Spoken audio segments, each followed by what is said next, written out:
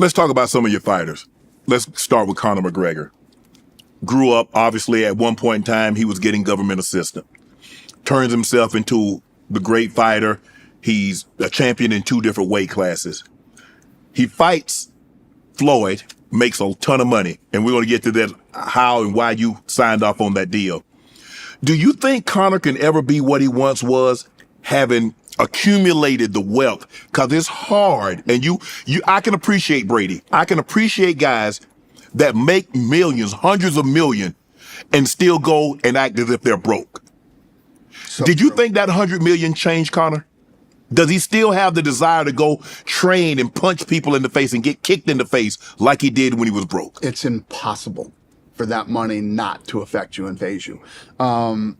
And you see it, that is, and you're so dead on.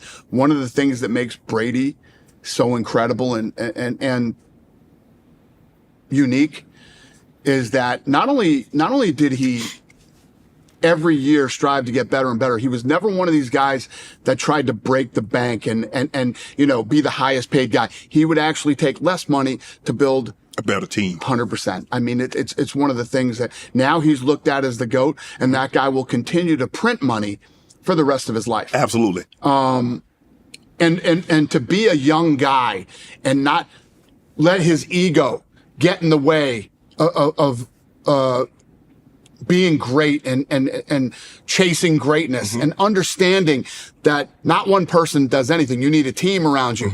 And that is one of the things that I will credit Conor for too. If you ever notice, there's never been animosity or a beef between UFC and Conor McGregor. Right. Conor McGregor is brilliant in that way too. He knows what he brought to the table, and he knows his value and his worth.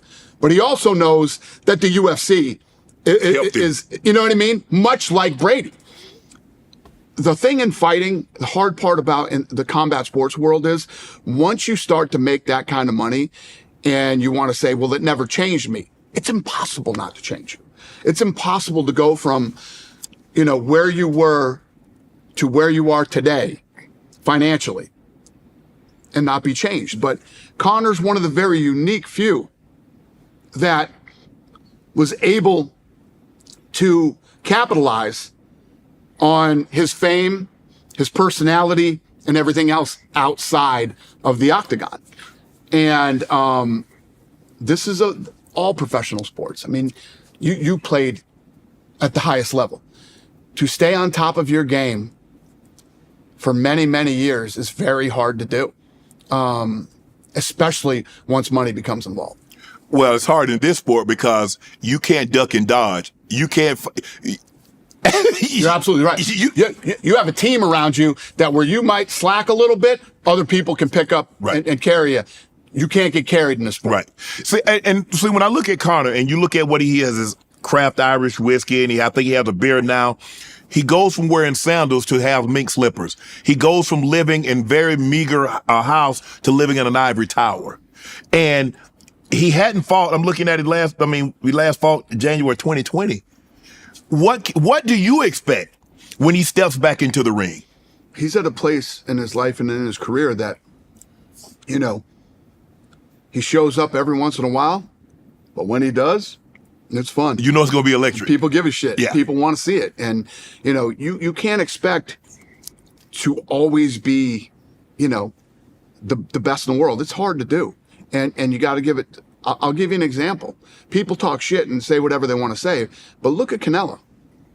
Canelo is still the man. Yes. He's been for a long, long time. And he jumps in there and he does it and he goes to work, and it's hard to stay at that level for a very long time. And Canelo's another guy. I mean, what's this guy clipping 40 mil a fight? Easy. Something like that. You know what I mean? Not including what he's making outside of the ring. So, a very unique few can do it.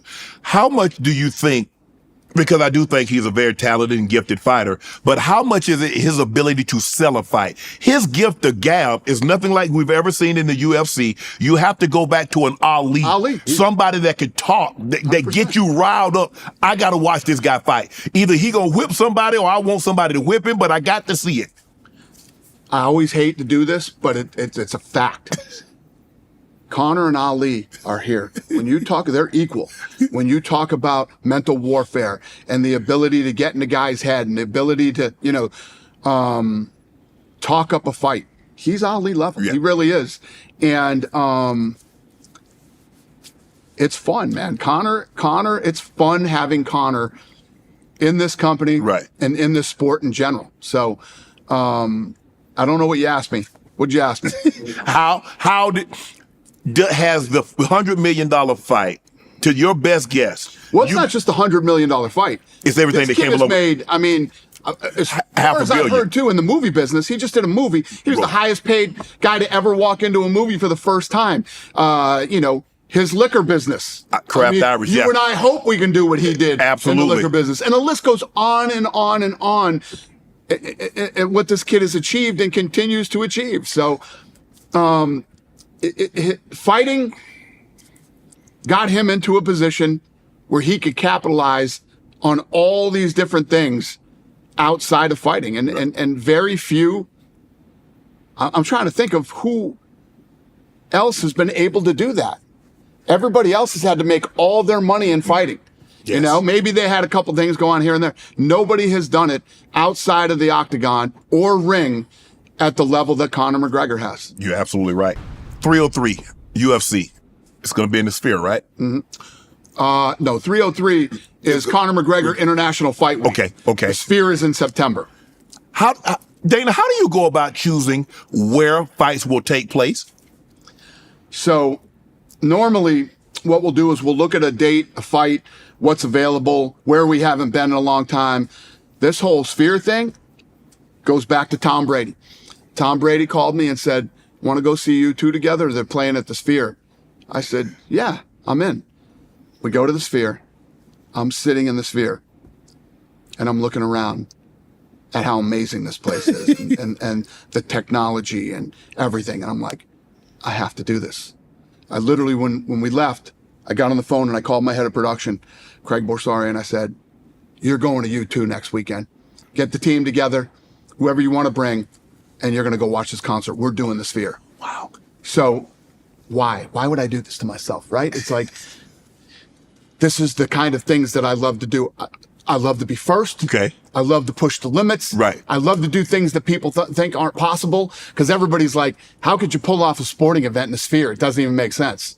Well, in September, watch it. In September, I'm going to show you how you do it, right? So we're deep into this thing now. At the time, I've been with MGM forever. Yes. Well, I don't have the right to go to the Sphere. They fucked me. Okay? They fucked me. MGM did. Yeah. And basically they knew that I had this whole thing that I was doing. I just built a performance institute in Mexico, right? I'm doing Mexican Independence Day, and hats off to Al Heyman. We do the event.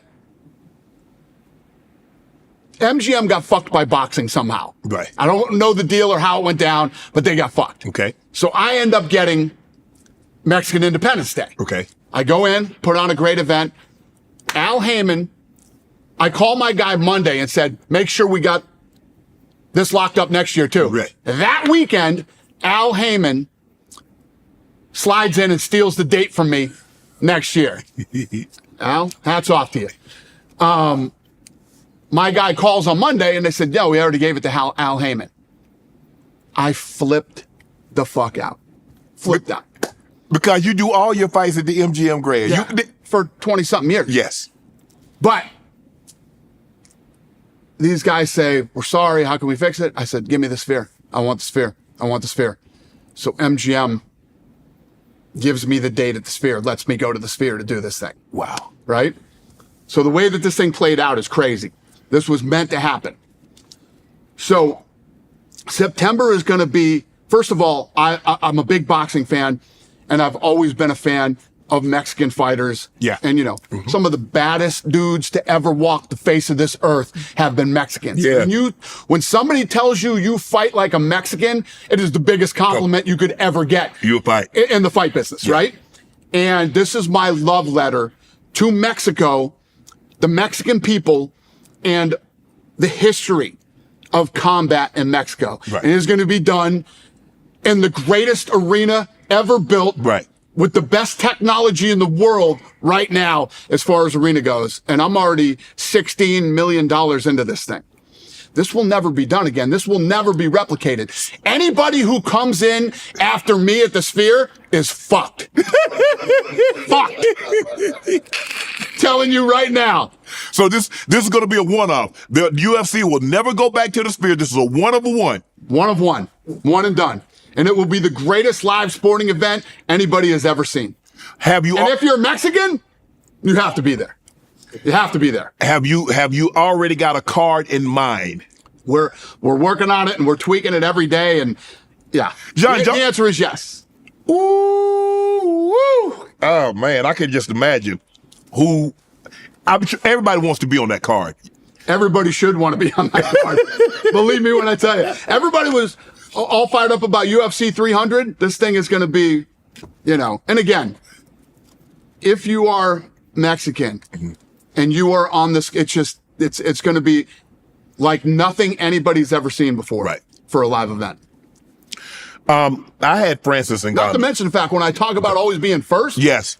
Nothing has ever been done live at the Sphere. Right. Broadcast. Right. Oh, Nothing's ever been broadcast live out of the Sphere. Right. So everything that I'm doing there, putting on a fight. Right. Right. Programming the Sphere, beaming it live to the rest of the world. Right. These are all first. Nobody's ever done this before. How many, what's the capacity of the Sphere? So 20,000. So wow. Yeah, there'll be 20,000 people in there that day. Wow. There's not a bad seat in the house, is it? Well, it's different. It's unique. To say there's not a bad seat in the house for the fight, this isn't just a fight. This is a live. Yeah, because you're going to have theatrical event. Yeah. Yeah.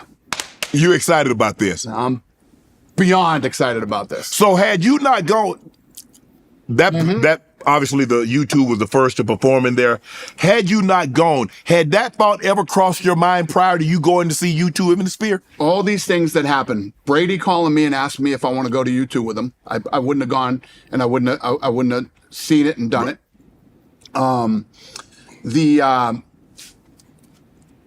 The thing that happened with MGM, Al Heyman sliding in there and stealing my date. All the things that have aligned for me to be at the Sphere. It was meant to be. It was meant to be. This was supposed to happen. Yeah. And you glad say, thank you, Al. I appreciate that. Exactly. I ain't hating on him. Listen, Al is a sharp dude. Yep. Want to join Club Shay Shay? Become an official member by hitting that subscribe button, where you never know who's going to be joining us for drinks and conversation. Don't be late to the party because we like to do something before 2 something.